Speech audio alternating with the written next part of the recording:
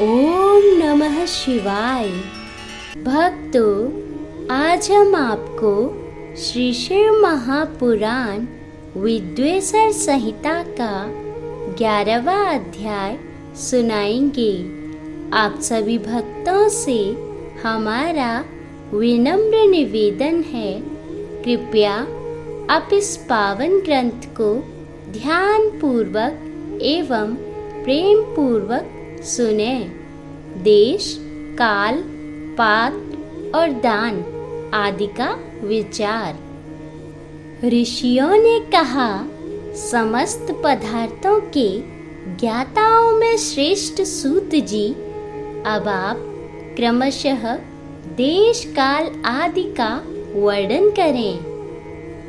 सूत जी बोले, महर्षियों, देवयज्ञ आदि कर्मों में अपना शुद्ध ग्रह समान फल देने वाला होता है, अर्थात अपने घर में किए हुए देवयज्ञ आदि शास्त्रोक्त फल को सममात्रा में देने वाले होते हैं। गौशाला का स्थान घर की अपेक्षा 10 गुना फल देता है। जलाशय का तट उससे भी 10 गुना महत्व रखता है, तथा जहाँ बेल, तुलसी एवं पीपल वृक्ष का मूल निकट हो, वह स्थान जलाशय के तट से भी 10 गुना फल देने वाला होता है।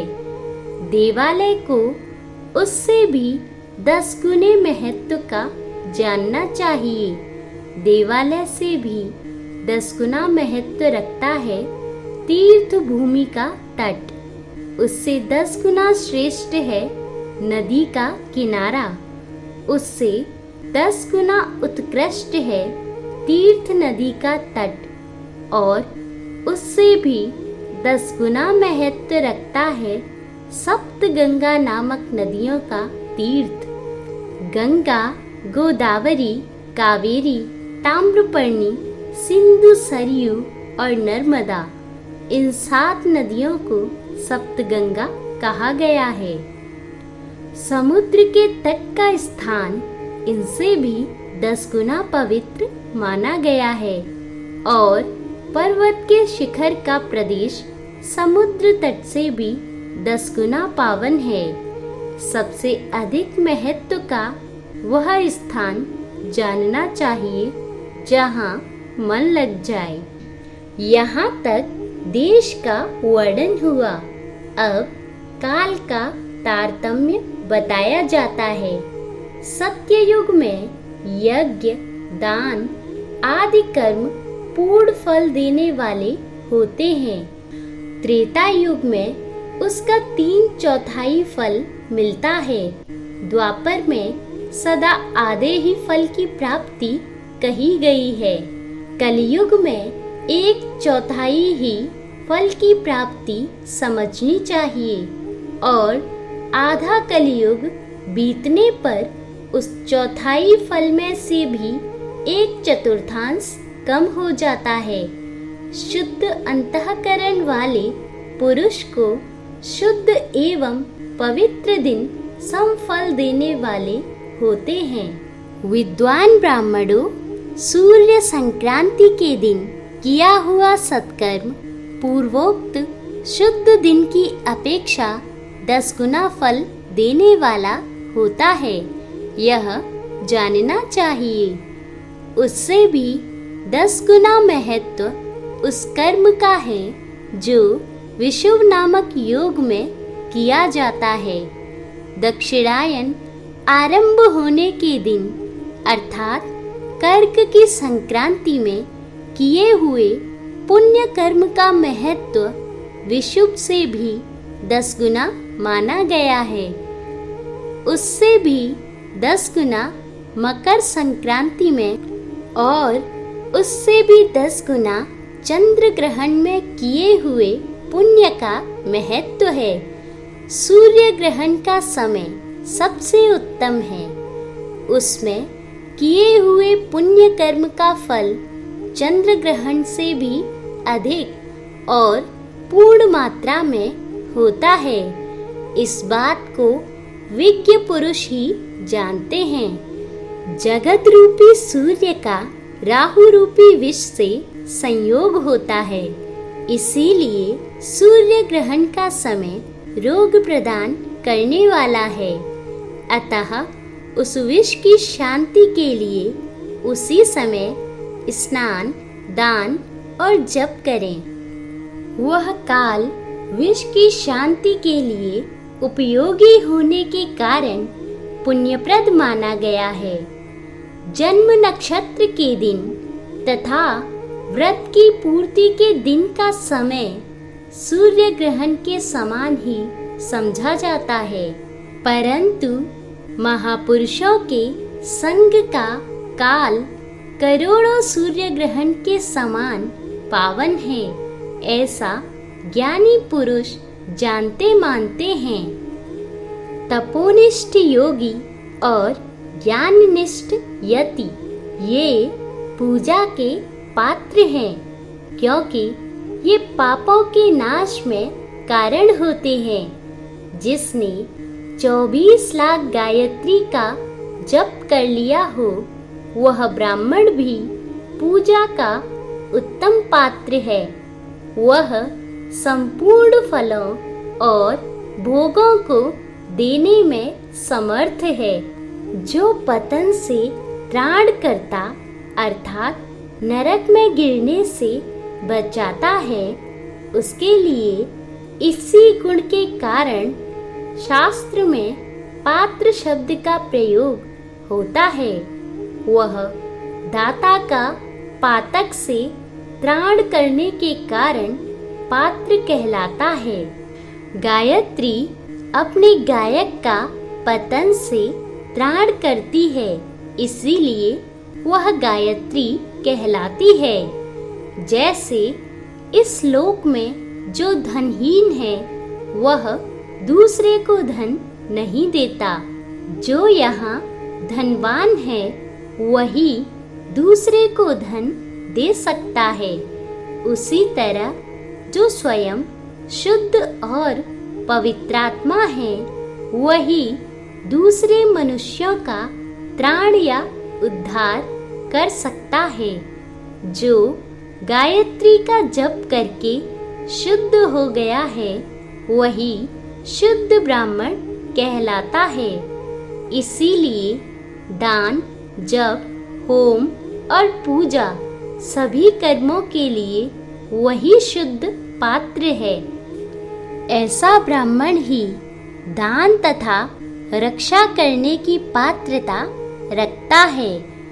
स्त्री हो या पुरुष, जो भी भूखा हो, वही अन्नदान का पात्र है। जिसको जिस वस्तु की इच्छा हो, उसे वह वस्तु बिना मांगे ही दे दी जाए, तो दाता को उस दान का पूरा पूरा फल प्राप्त होता है। ऐसी महर्षियों की मान्यता है। जो सवाल या याचना करने के बाद दिया गया हो, वह दान आधा ही फल देने वाला बताया गया है। अपने सेवक को दिया हुआ दान 1/4 फल देने वाला होता है। विप्रवरु जो जाति मात्र से ब्राह्मण है और दीनता पूर्ण वृत्ति से जीवन बिताता है, उसे दिया हुआ धन का दान दाता को इस भूतल पर 10 वर्षों तक भोग प्रदान करने वाला होता है। वही दान यदि वेद वेत्ता ब्राह्मण को दिया जाए, तो वह स्वर्गलोक में देवताओं के वर्ष से 10 वर्षों तक दिव्य भोग देने वाला होता है। शील और उच्च वृत्ति से लाया हुआ और गुरु दक्षिणा में प्राप्त हुआ अन्न धन शुद्ध द्रव्य कहलाता है।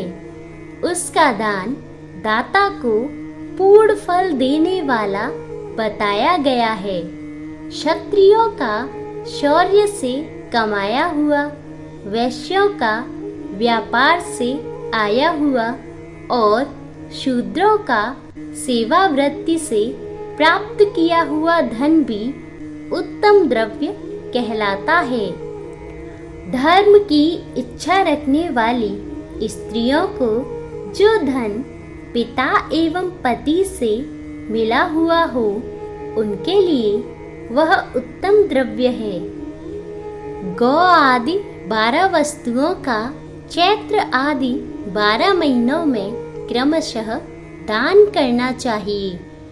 गौ, भूमि, तिल, सुवर्ण, घी, वस्त्र, धान्य, गुड़, चांदी, नमक, कोहड़ा और कन्या, ये ही वे 12 वस्तुएं हैं। इनमें गोदान से कायिक, वाचिक और मानसिक पापों का निवारण तथा कायिक आदि पुण्य कर्मों की पुष्टि होती है। ब्राह्मणों, भूमि का दान इहलोक और परलोक में प्रतिष्ठा की प्राप्ति कराने वाला है। तिल का दान बलवर्धक एवं मृत्यु का निवारक होता है। सुवर्ण का दान जठराग्नि को बढ़ाने वाला तथा वीर्यदायक है। घी का दान पुष्टिकारक होता है। वस्त्र का दान आयु की वृद्धि कराने वाला है, ऐसा जानना चाहिए। धान्य का दान अन्न धन की समृद्धि में कारण होता है। गुड़ का दान मधुर भोजन की प्राप्ति कराने वाला होता है। चांदी के दान से वीर्य की वृद्धि होती है। लवण का दान षड्रस भोजन की प्राप्ति कराता है। सब प्रकार का दान सारी समृद्धि की सिद्धि के लिए होता है। विज्ञ पुरुष कुष्मांड के दान को पुष्टिदायक मानते हैं। कन्या का दान आजीवन भोग देने वाला कहा गया है। ब्राह्मणों, वह लोक और परलोक में भी संपूर्ण भोगों की प्राप्ति कराने वाला है। विद्वान पुरुष को चाहिए कि जिन वस्तुओं से श्रवण आदि इंद्रियों की तृप्ति होती है, उनका सदा दान करे। श्रोत्र आदि 10 इंद्रियों के जो शब्द आदि 10 विषय हैं, उनका दान किया जाए तो वे भोगों की प्राप्ति कराते हैं तथा दिशा आदि इंद्रिय देवताओं को संतुष्ट करते हैं। वेद और शास्त्र को गुरुमुख से ग्रहण करके गुरु के उपदेश से अथवा स्वयं ही बोध प्राप्त करने के पश्चात जो बुद्धि का यह निश्चय होता है कि कर्मों का फल अवश्य मिलता है, इसी को उच्च कोटि की आस्तिकता कहते हैं। भाई बंधु अथवा राजा के भय से जो आस्तिकता बुद्धि या श्रद्धा होती है, वह कनिष्ठ श्रेणी की आस्तिकता है, जो सर्वथा दरिद्र है। इसीलिए जिसके पास सभी वस्तुओं का अभाव है, वह वाणी अथवा कर्म द्वारा यजन करे। मंत्र, स्तोत्र और जप आदि को वाणी द्वारा किया गया यजन समझना चाहिए तथा तीर्थ यात्रा और व्रत आदि को विद्वान पुरुष शारीरिक यजन मानते हैं। जिस किसी भी उपाय से थोड़ा हो या बहुत देवतार्पण बुद्धि से जो कुछ भी दिया अथवा किया जाए, वह दान या सत्कर्म भोगों की प्राप्ति कराने में समर्थ होता है। तपस्या और दान, ये 2 कर्म मनुष्य को सदा करने चाहिए तथा ऐसे ग्रह का दान करना चाहिए जो अपने वर्ण और गुण से सुशोभित हो। बुद्धिमान पुरुष देवताओं की तृप्ति के लिए जो कुछ देते हैं वह अतिशय मात्रा में और सब प्रकार के भोग प्रदान करने वाला होता है। उस दान से विद्वान पुरुष इहलोक और परलोक में उत्तम जन्म और सदा सुलभ होने वाला भोग पाता है। ईश्वरार्पण बुद्धि से यज्ञ दान आदि कर्म करके मनुष्य मोक्ष फल का भागी होता है।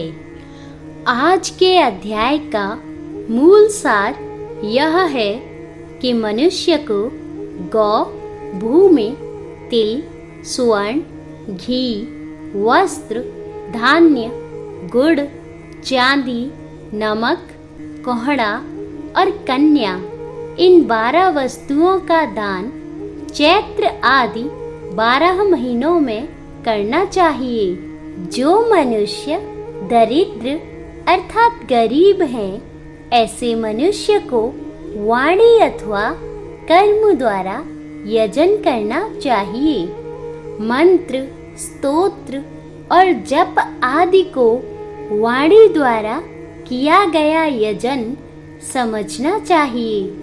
तपस्या और दान ये 2 कर्म प्रत्येक मनुष्य को सदैव करने चाहिए। भक्तों, अपनी अगली वीडियो में हम आपको श्री शिव महापुराण विद्वेषर संहिता का 12वां अध्याय सुनाएंगे। यदि आपको हमारा ये प्रयास पसंद आया हो तो कृपया आप हमारी वीडियोस को अधिक से अधिक शेयर कीजिए। यदि आपका इस पावन ग्रंथ से संबंधित कोई भी सुझाव अथवा प्रश्न हो तो कृपया आप कमेंट बॉक्स में कमेंट कर हमें जरूर बताएं। ओम नमः शिवाय।